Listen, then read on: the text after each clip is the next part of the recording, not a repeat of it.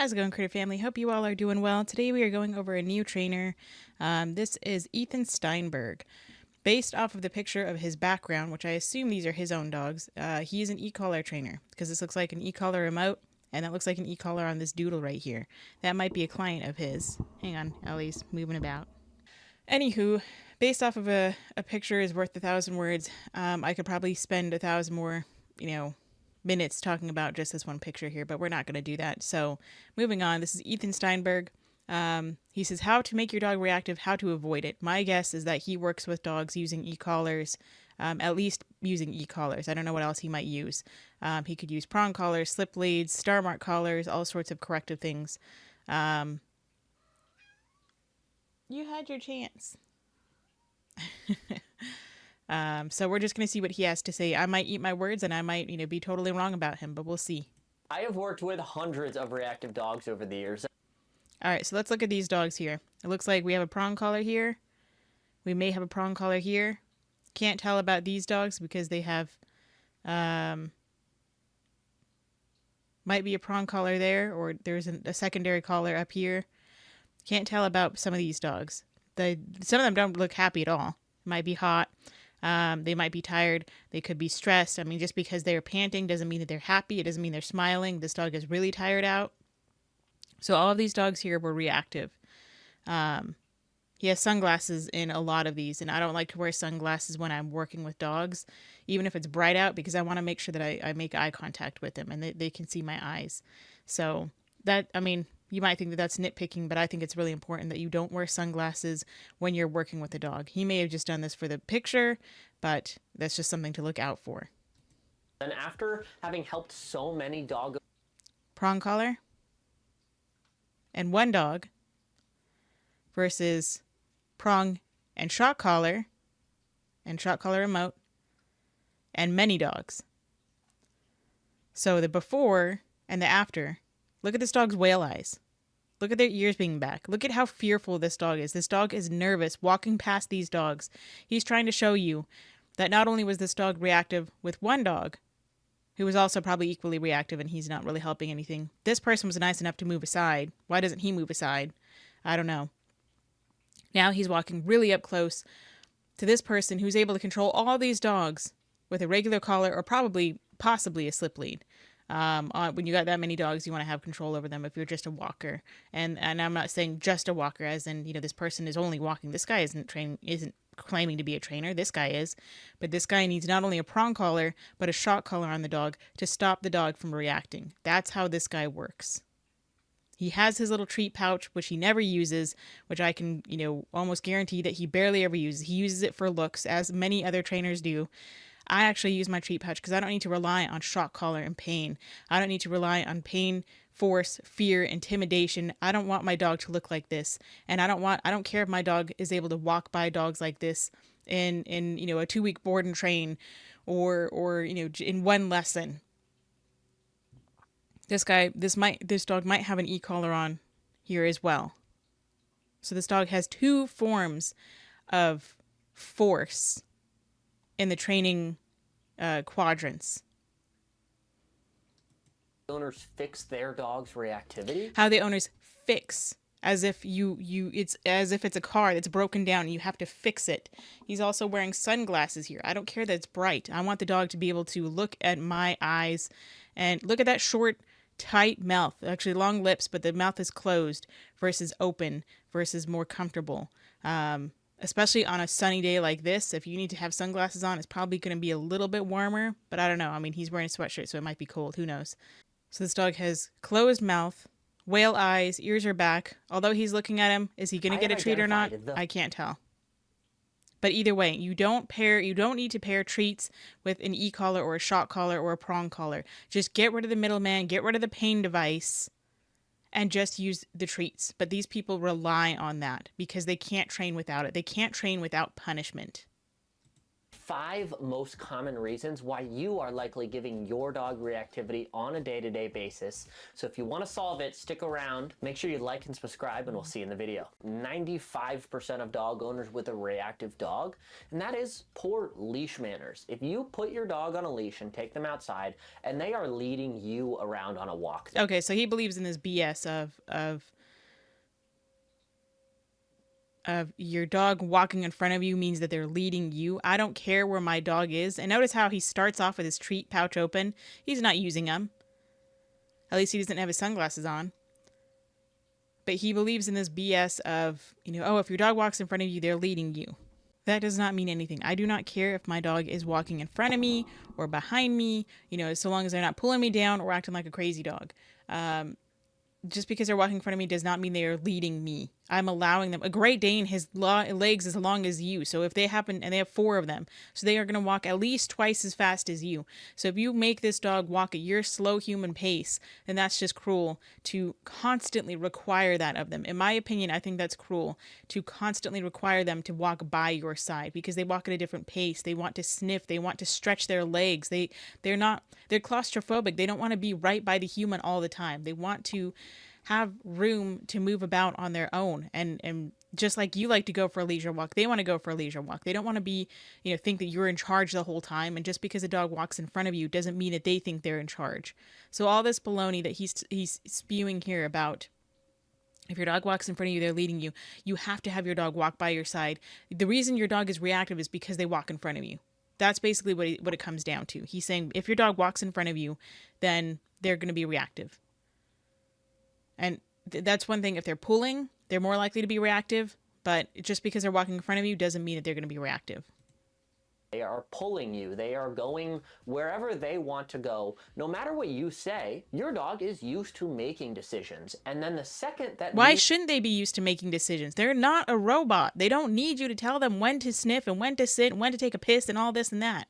They should be able to make decisions for themselves. I want my dog to be able to make decisions for himself and not rely on me to tell him, oh, scratch the head, boss, take a sit, boss, go pee on this branch, boss, go sniff this branch, boss, scratch my head again, boss. I don't want my dog to be like that. I want my dog to be able to think for themselves. And if there's a time when they think and they give me what the human would think would be the wrong answer, which is the dog is being reactive, it's not the wrong answer to the dog. The dog is simply reacting because that is an instinct of theirs, that they are nervous, that they are over aroused, that they are overstimulated, they are over threshold. And I need to help them. And I can teach them that without relying on pain devices such as prong collars and shock collars. Get near another dog or whatever their trigger is, they are still in that mindset that they get to choose wherever they're going. They don't think that way, that I get to go to, maybe they do. Say they do think that way. Science can tell me if I'm right or wrong. Okay, say they're able to think, I can go wherever I want to and I can just pull my human down and this and that and this and that. Yeah, they learn that. They don't necessarily think that, I can go wherever I want to because my human's a sucker. They go where they want because the human follows them or because the human allows that behavior to be reinforced. Remember, reinforcement is increasing a behavior. If the dog pulls to go sniff a branch or to go sniff another dog, and you allow that to happen, regardless of the situation, if you allow that to happen, then the dog has just increased that behavior. They have reinforced that behavior. If you stop the dog from going to sniff another dog, then that behavior is decreased. They don't practice it. They're not reinforcing that behavior. But they don't necessarily think that, they don't think, like, oh, well, I'm so used to getting my way all the time. I'm a spoiled brat. I can just do whatever I want to. They just simply act. They don't think and plan things.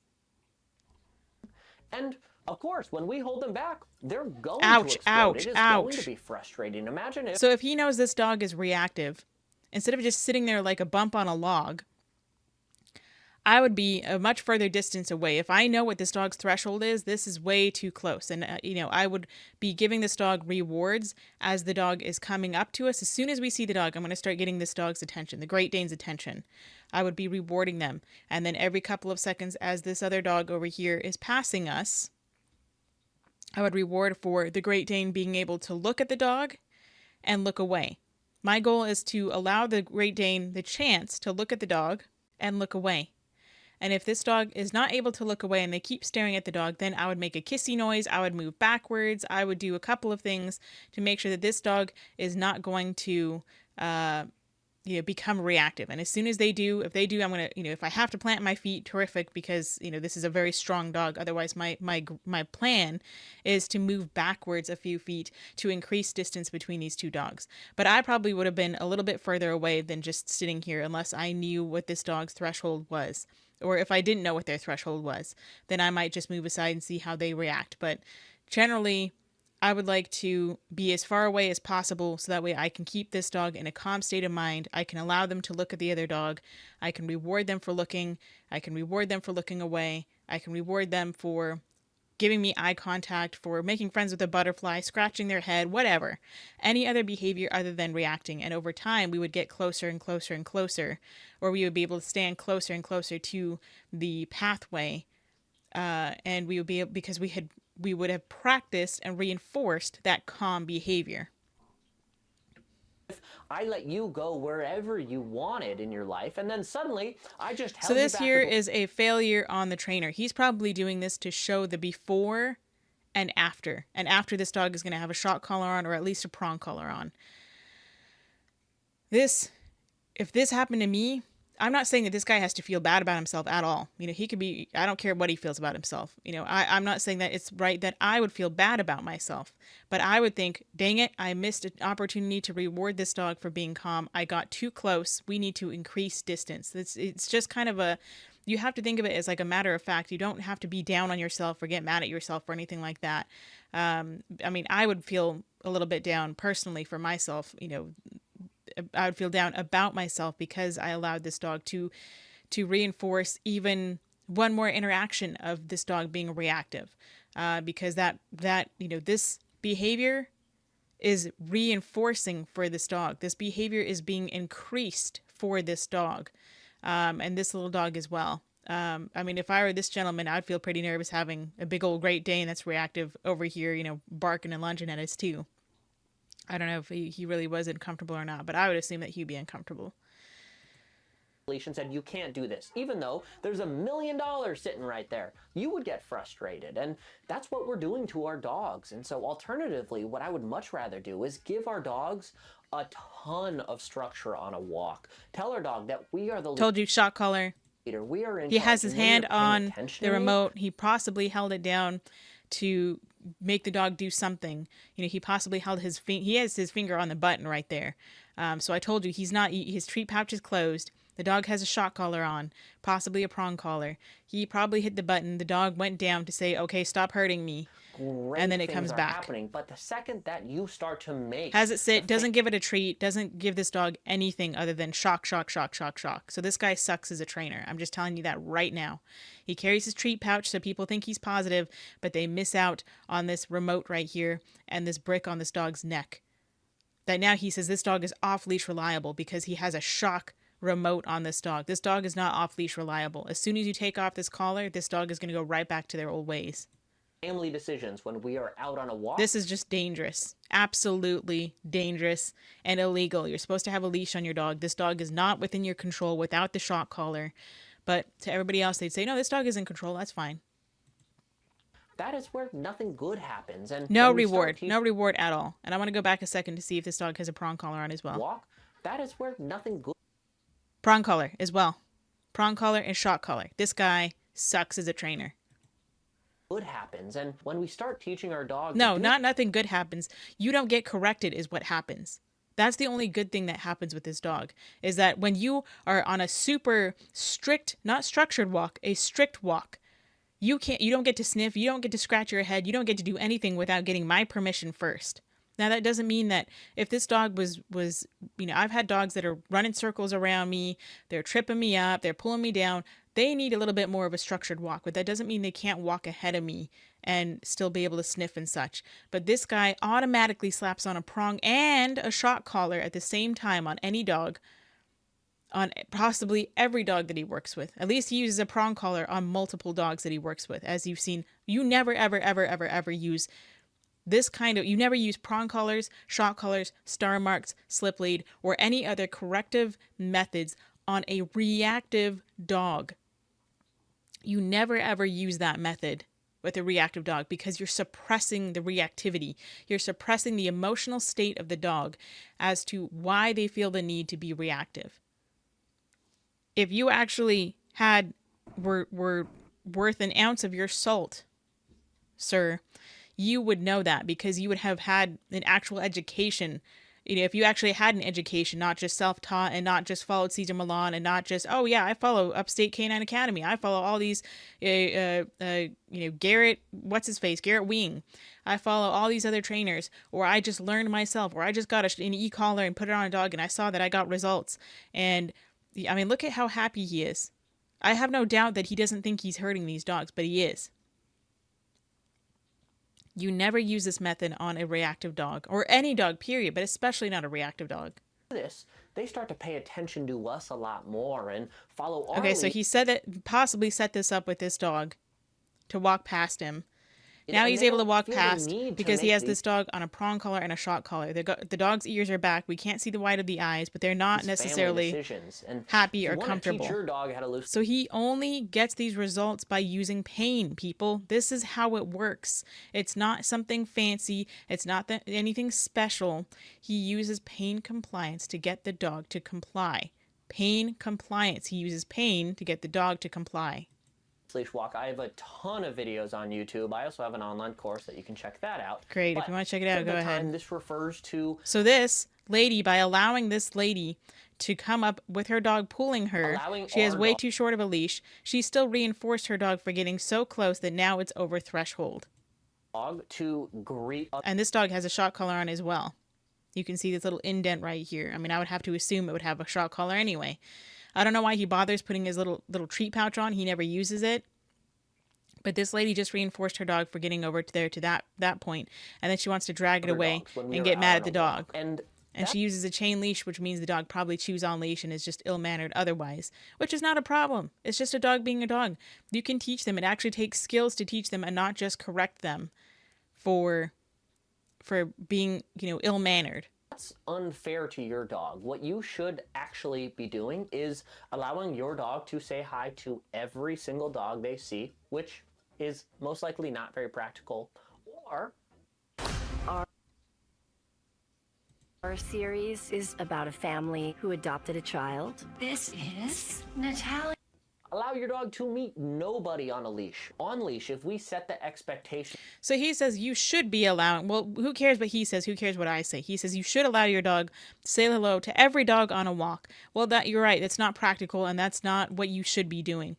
This lady has these two dogs on harness, and they were able to pull her to say hello to this dog who is way over threshold. This is not a polite greeting. This cur here, it looks like a black mouth cur, and this lab here are reinforced for pulling her. They already pull anyway, which is why they're on a head halter. And now they're being reinforced. Remember, this behavior is increased for pulling her to go say hello to this other dog on leash. They're all on tight leashes. This could easily have turned into a fight. I would never allow this lady to come say hello to my dog. Not like this. Certainly not with these dogs pulling her. This behavior just got reinforced. So he, as a trainer, allowed this to be reinforced by her dogs and his dogs. If he wanted to prevent this from happening, he could have moved back a few feet and kept on walking and said, no, we're not friendly, thank you. Or we're not ready for this, thank you. No greetings, thank you. Or lady F off, get out of here. He could have said any number of things to prevent these dogs from being reinforced and this dog from being ambushed or reinforced. They see, which is most likely not very practical. Or allow your dog to meet nobody on a leash. That doesn't mean they see it as A or B. They see it as black or white. They don't see it as anything in between. You can let your dog say hello to some dogs. Adonis didn't like other dogs because he was attacked by off-leash, ill-mannered dogs that were totally reactive and crazy.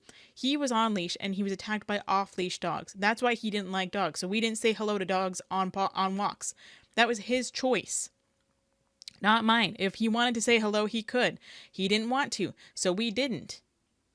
Whether he would have done that before, or the attacks, the several attacks, or not, just throughout his life, then, that would be his decision if he wanted to say hello or not. I'm not going to force him to say hello. I'm not going to allow other dogs to say hello to him if he didn't want that. So you can allow your dog to say hello to some dogs as long as they're mannered, would be my opinion.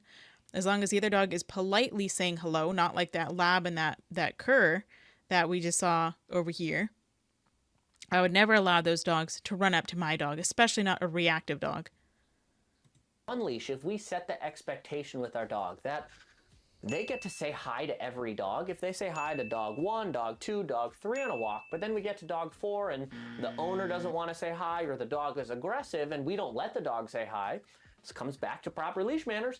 This is going to build frustration because our dog is so used to saying hi to these other dogs. Again, that's not a polite greeting. This dog is so overly excited. He actually scared this dog away, and there's his e-collar right there. There's his e-collar remote. We hold them back, they can't say hi, and it spirals out of control. I would work with this dog more than allowing them to say hi. This dog really doesn't care to say hello to this dog. This dog wants to say hello to him. I would work on this dog's leash manners first, and then I would allow them to say hello. I would work on their not just leash manners, but I would allow them to work, I would work with them on their overall general manners and being able to see a dog and not be super excited. That the one time they get to say hello, they're so excited. Over time. And if this is one of the things that you struggle with, and most owners do, I'd be willing to bet that the reactivity built up over a course of time, whether it be 2 weeks or 2 months or 2 years, and it got worse and worse and worse. And the more we hold our dog back and give them the frustration of not being allowed to say hi, but they want to make the family decision. So see, this dog needs a lot more. It's dangerous to wrap the leash around your hand like that. This dog needs a lot more than just leash manners. This dog needs a lot more control. They seem like maybe they're a young dog. They're overly excited. Maybe they don't get enough exercise. There's a number of things. It's way more complex than just saying hello to another dog. But I would work on everything. I would work on them being able to be on a loose leash, them being able to see a dog. I want this dog to be more focused on me than the other dog. I would much rather my dog be more willing to pay attention to me than any other dog they see. I don't want them to be excited by seeing other dogs. I want them to be excited to be seeing me and working with me. And that might sound selfish as a human, but if I have a reactive dog, or if I have a dog that's overly excited, I don't care if they have friends. I want them to have friends, but I don't want them to be more excited about other dogs than me. That's how I train. Say hi to other dogs.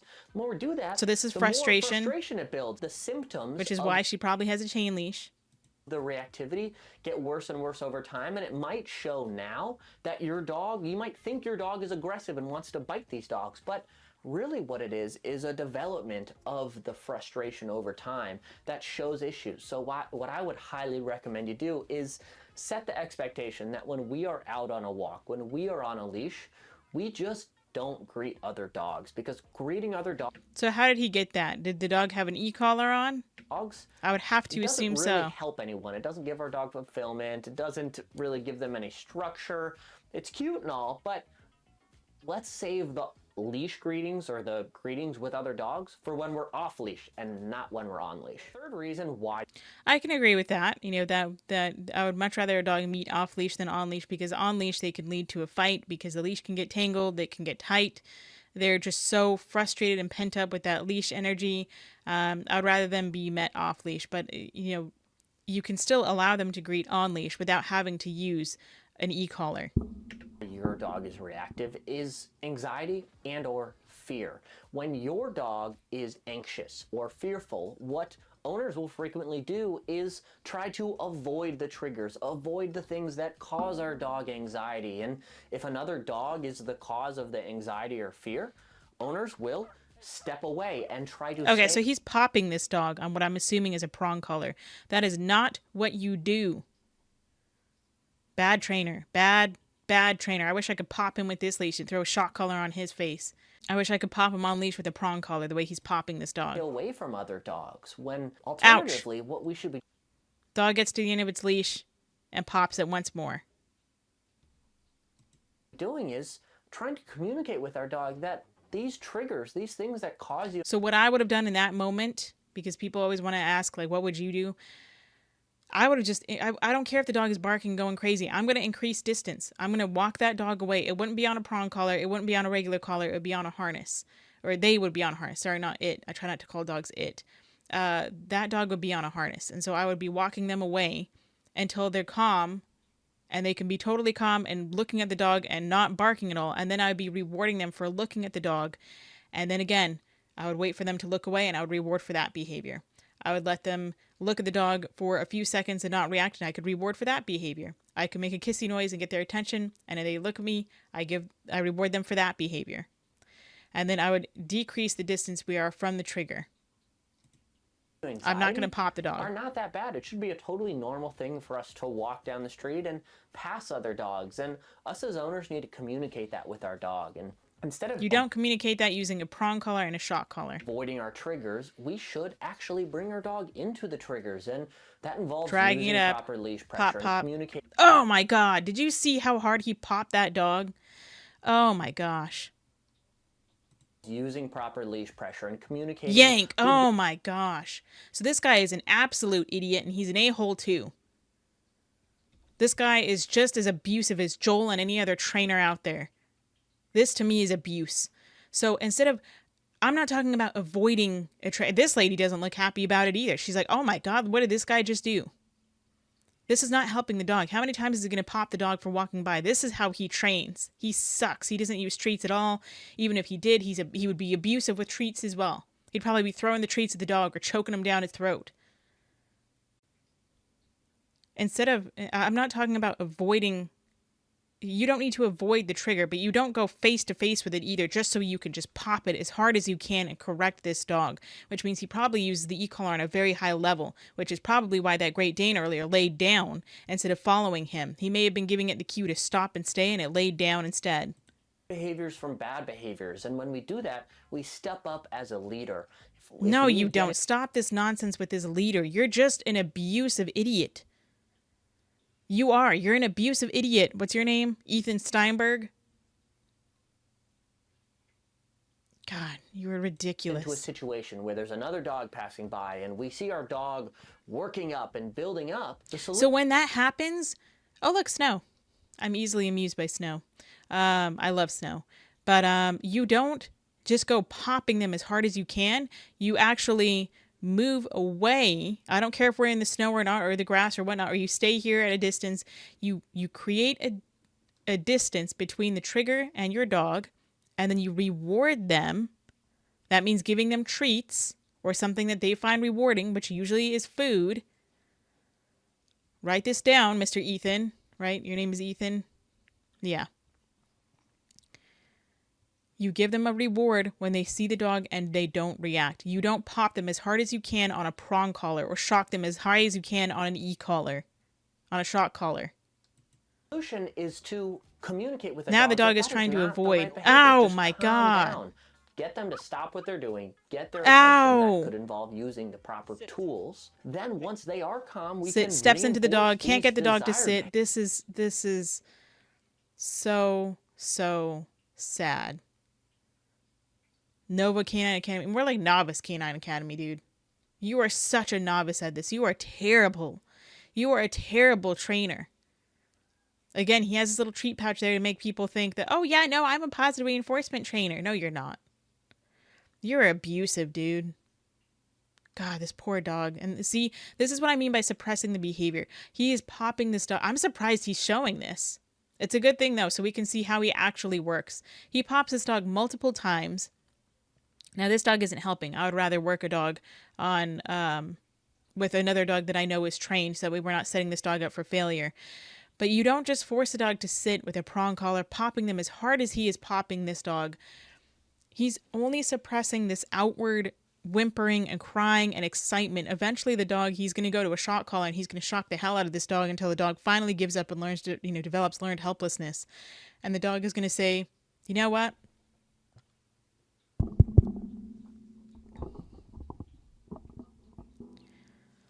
The dog is going to say, I give up.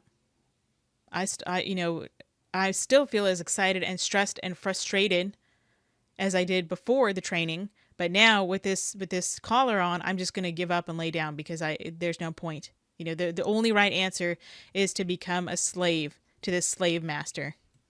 Behaviors. It sounds really simple, and it is actually probably more See, simple. he acts like he's all calm and he talks all positive, but then you see him popping this dog Get as their aggressively attention. That as could he involve is. using the proper tools. Then once they are calm, we can reinforce these Takes him 3 desired times to get the dog to sit down.